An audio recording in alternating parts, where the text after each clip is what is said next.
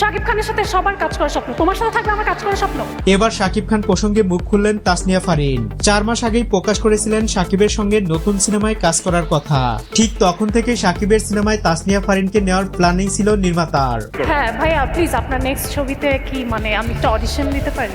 কিন্তু এই বিষয়টি তখন প্রকাশ করা হয়নি। তাদের ভিতরে চুপি চুপি কথা ছিল শাকিবের পরবর্তী নতুন একটি সিনেমায় তাসনিয়া ফারিনকে দেখা যাবে। ফারিনের কাছে শাকিব খানই সেরা তারকা, তিনি শুধু অভিনয়ের দিক থেকেই সেরা নয়। সম্প্রতি একটি গণমাধ্যমে ফারিন বলেন, শাকিব ভাইয়ের যেমনি হাইট ফিটনেস তেমনি তার চেহারা, তার মতো একজন মেগা স্টারের সাথে কাজ করার ইচ্ছে থাকে সবার, আর সেই স্বপ্ন আমার মনেও ছিল। অবশেষে তা পূরণ হতে যাচ্ছে, এটা ভাবতেই আনন্দে মন ভরে যায়। প্রিন্স সিনেমায় 3 জন নায়িকা থাকবে, ইধিকা পাল, তাসনিয়া ফারিন এবং বাংলাদেশ থেকে অপরিচিত আরেকজন, যার নাম এখনো প্রকাশ করা হয়নি। দর্শকদের উদ্দেশ্যে আপাতত এতটুকু বলতে পারি, সোলজারের থেকেও বিগ কাস্টিং এ নির্মাণ করা হবে prince once upon time in a Dhaka.